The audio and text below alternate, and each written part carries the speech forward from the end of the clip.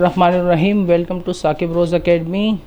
जैसे कि online classes start हो ही चुकी है, तो आज के लेक्चर में हम डिस्कस करने जा रहे हैं बॉयल्स लॉ, चार्ल्स लॉ, और इसी से फिर हमारे पास जनरल गैस इक्वेशन बनती है।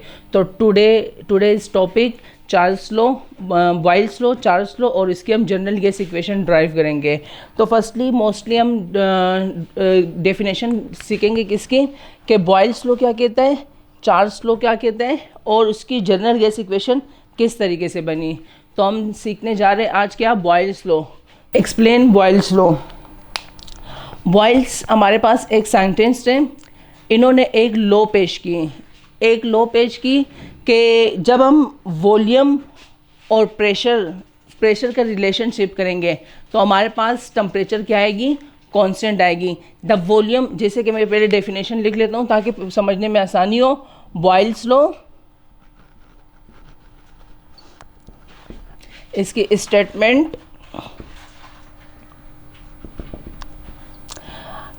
क्या है इसकी, कि the volume of a given mass of gas is inversely proportional to the pressure.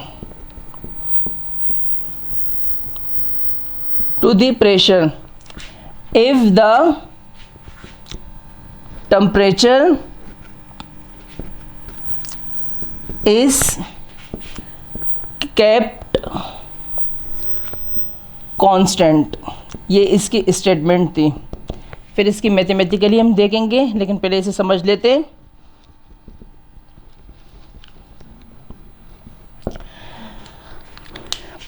कह रहे कि बॉयल्स एक हमारे पास एक साइंटिस्ट है, उन्होंने एक लॉ पेश की। क्या लॉ पेश की, कि the volume of a given mass of gas is inversely proportional to the pressure if the temperature is kept constant। कह रहे कि जब हम वॉल्यूम और प्रेशर का रिलेशनशिप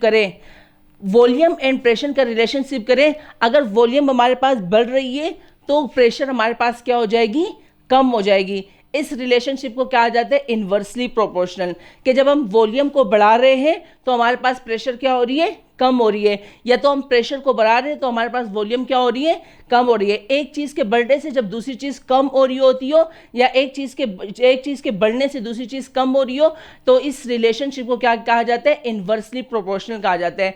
तो इसकी मैथमेटिकली हम लिख लेते हैं। मैथमेटिकली हमारे पास क्या है, कि volume is inversely proportional to pressure.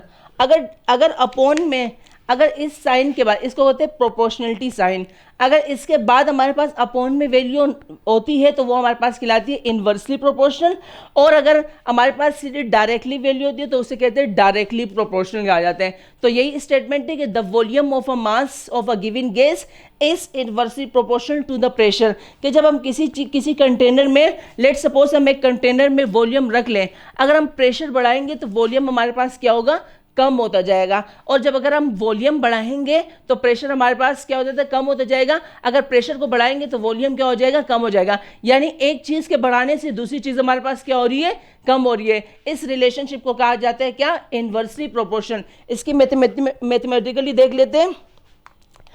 Mathematically क्या है हमारे पास, कि volume is inversely proportional to pressure. Volume अपनी जगह पर रहेगी, जबकि इस साइन को क्या कहते हैं, प्रोपोर्शनलिटी साइन। प्रोपोर्शनलिटी साइन जब अटती है तो हमारे पास क्या आ जाती है, इज इक्वल टू कॉन्स्टेंट लिखा हुआ आ जाता है, इज इक्वल टू कॉन्स्टेंट, और प्रेशर 1/P अपनी जगह पर। अब कांस्टेंट की जगह पर हम कोई चीज़ कांस्टेंट लेते हैं, जैसे कि जनरल गैस इक्वेशन में R ली जाती है, तो यहाँ पर हम कौन सी चीज़ कांस्टेंट लेंगे, हम K के कांस्टेंट ले लेते हैं।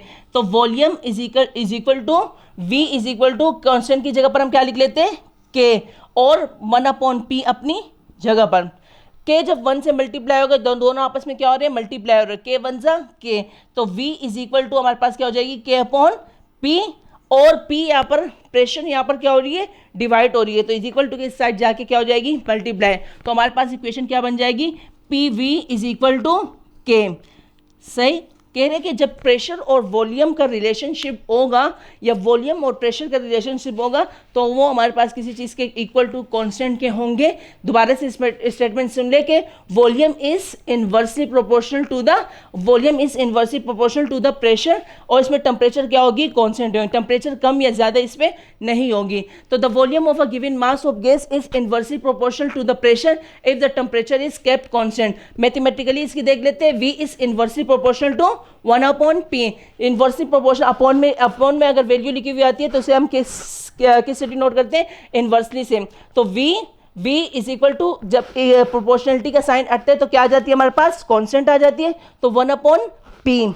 सही, कांस्टेंट 1/P अपनी जगह पर। अब कांस्टेंट की जगह पर हम कोई चीज कांस्टेंट लेते हैं तो यहाँ पर हमने कौन सी चीज K के कांस्टेंट रखा, तो V is equal to constant की जगह पर K लिख लिया, 1/P अपनी जगह पर। अब K 1 से मल्टीप्लाई, K बन जा K हो जाएगी divided by P।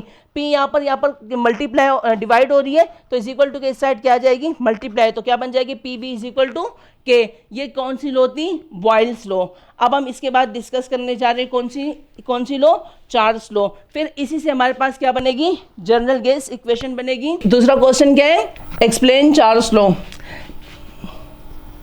Charles law,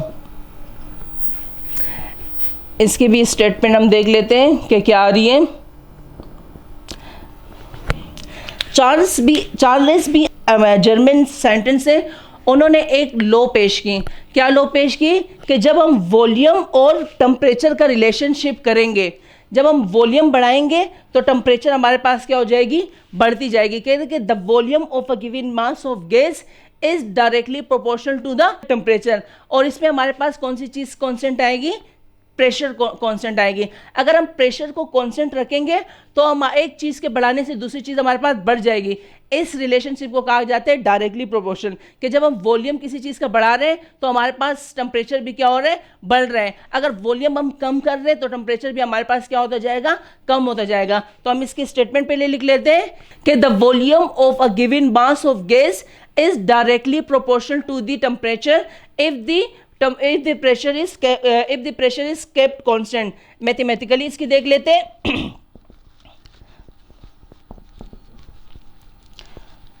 क्या कह रहे हैं कि the volume of a given mass of gas is directly proportional to the temperature. अब देखिए प्रोपोर्शनलिटी साइन के बाद हमारे पास अपॉन में वैल्यू नहीं है तो इसको हम क्या कहेंगे, डायरेक्टली प्रोपोर्शनल से डिनोट करेंगे कि the volume of a given mass of gas is directly proportional to the temperature.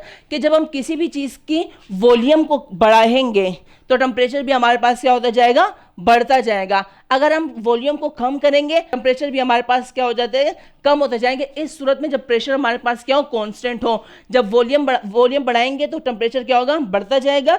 जब टेम्परेचर को कम करेंगे तो वॉल्यूम भी क्या हो जाएगा, कम हो गया। इट मीन्स डायरेक्टली प्रोपोर्शनल है और इसमें हमारे पास प्रेशर क्या होगी, कांस्टेंट होगी।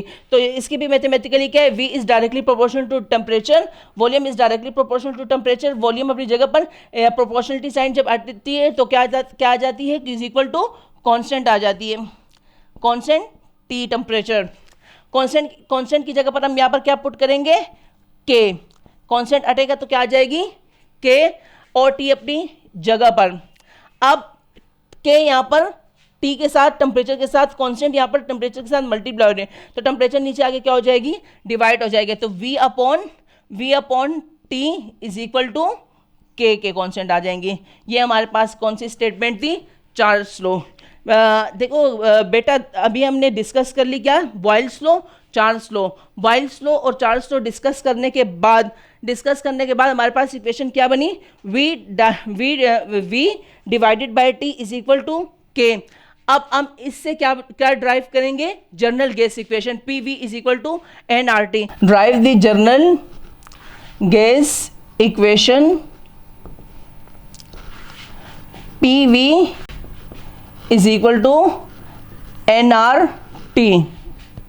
ये क्वेश्चन लिखा होता है कि आप ड्राइव कीजिए उन टू लॉस की मदद से जो अभी हमने डिस्कस कर ली, कि आप ड्राइव कीजिए general gas equation. General gas equation क्या है हमारे पास, P V is equal to n R T. इसको ड्राइव करेंगे। ड्राइव करने के लिए हम पहले तो साइड पे लिख लेते हैं ड्राइव।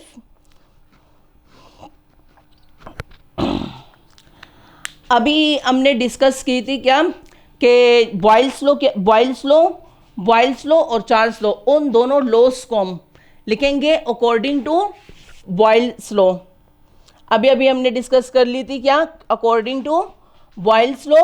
बॉयल्स लॉ क्या कहते हैं कि जब हम किसी भी चीज़ के वॉल्यूम को क्या करेंगे, बढ़ाते जाएंगे, तो हमारे पास प्रेशर क्या हो जाएगा, कम होता जाएगा। It means volume is inversely proportional to pressure.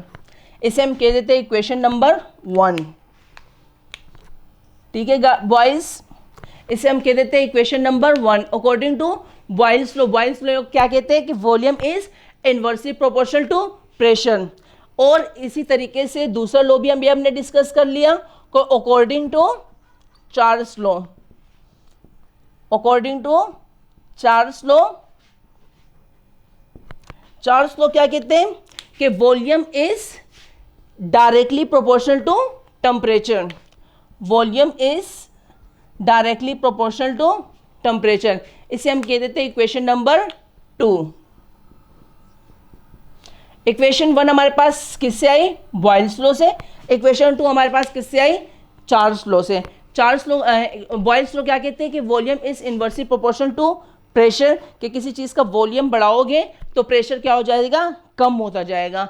अगर प्रेशर बढ़ाओगे तो वॉल्यूम क्या हो जाएगा, कम होता जाएगा। यानी एक चीज़ के बढ़ने से दूसरी चीज़ क्या हो जाएगी, कम होती जाएगी। It means inversely proportional. और ये लॉ किसकी थी, बॉयल्स लॉ की। इसे हमने कह देते V is inversely proportional to pressure. इसे हम कह देते हैं इक्वेशन 1। और इक्वेशन 2 हमारे पास क्या बनी, अकॉर्डिंग टू चार्ल्स लॉ से, कि एक चीज़ के बढ़ाने से दूसरी चीज़ क्या होगी, बढ़ जाएगी। वॉल्यूम के बढ़ाने से आप टेम्परेचर क्या कर दें, अगर वॉल्यूम बढ़ाओगे तो टेम्परेचर क्या हो जाएगा, बढ़ जाएगा। अगर टेम्परेचर बढ़ाओगे तो वॉल्यूम क्या हो जाएगा, वो डायरेक्टली बढ़ जाएगा। एक चीज़ के बढ़ने से दूसरी चीज़ क्या हो जाएगी, जब बढ़ती है तो वो रिलेशनशिप क्या कहलाता है, डायरेक्टली प्रोपोर्शनल कहलाता है। तो volume is directly proportional to temperature. इसे हम कह देते हैं इक्वेशन नंबर 2।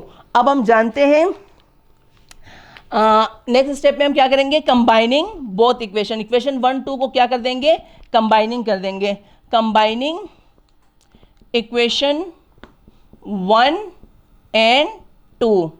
इक्वेशन 1 और 2 को हम क्या करते हैं, कंबाइन कर देते हैं। इक्वेशन 1 हमारे पास क्या है, v और v।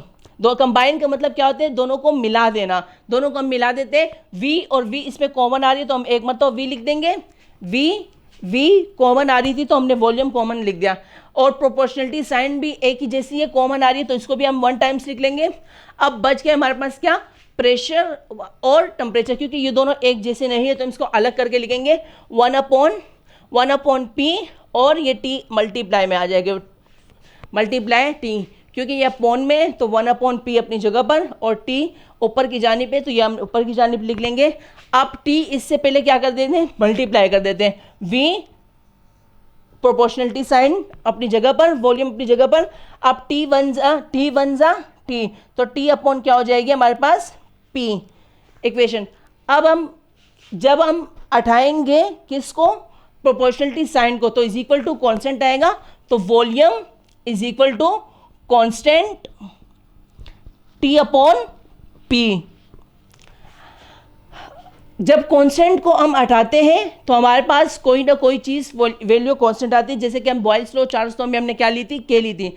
लेकिन यहाँ पर हम क्या लेंगे, R लेंगे। R कांस्टेंट लेंगे क्योंकि हमें अपनी इक्वेशन को बिल्कुल सही तरीके से ड्राइव करने के लिए, क्योंकि जनरल गैस इक्वेशन में क्या आती है, कांस्टेंट R आती है। तो हम कांस्टेंट की जगह पर क्या ले लेते हैं, R लेते हैं। V is equal to R T upon P, T upon P। तो R के इक्वेशन क्या बनी, R T कांस्टेंट की जगह पर हमने क्या लगा लिया, R T अपॉन P अपनी जगह पर। अब ये देखिए कि P यहाँ पर प्रेशर यहाँ पर क्या हो रही है, डिवाइड हो रही है। इज इक्वल टू के इस साइड आगे क्या हो जाएगी, मल्टीप्लाई हो जाएगी। तो हमारे पास इक्वेशन क्या बन जाएगी, P V is equal to R T। Equation क्या बनी, जब P यहाँ पर R T divided by P यहाँ पर डिवाइड हो रहा था, इज इक्वल टू के इस साइड जाके V के साथ वॉल्यूम के साथ क्या हो जाएगी, मल्टीप्लाई। तो इक्वेशन क्या बन गई, PV/RT। अब n रह गया, बाकी इक्वेशन ड्राइव हो गई। तो n जो हमारे पास होते हैं वो बेसिकली नंबर ऑफ मोल्स होते हैं। तो हम लिख लेते हैं कि if the n number of moles, n जो हमारे पास होते हैं वो क्या कहलाते हैं, number of moles per depend करते हैं कि कितने मोल्स हैं। तो हम एक n को इस इक्वेशन में पुट कर देंगे तो हमारे पास इक्वेशन क्या बन जाएगी, PV is equal to nRT। This is the general gas equation. लिखेंगे लास्ट में hence the general gas equation is derive. क्या हमने जनरल इक्वेशन क्या कर ली, जनरल गैस इक्वेशन ड्राइव कर ली। क्या थी, PV is equal to nRT। This is the general gas equation. ये तो हमारे पास ड्राइव हो गई क्या, general gas equation PV is equal to nRT। इसके अलावा इस लेक्चर में या इसके अलावा कोई और भी क्वेश्चन अगर आपको पूछना हो तो आप कमेंट बॉक्स पर आप हमसे पूछ सकते हैं। अगर लेक्चर के अलावा लेक्चर में अगर कोई भी क्वेश्चन आपको पूछना हो तो आप हमसे पूछ सकते हैं ताकि हम आपको एक्सप्लेनेशन दे सके इस क्वेश्चन के related. Thank you so much.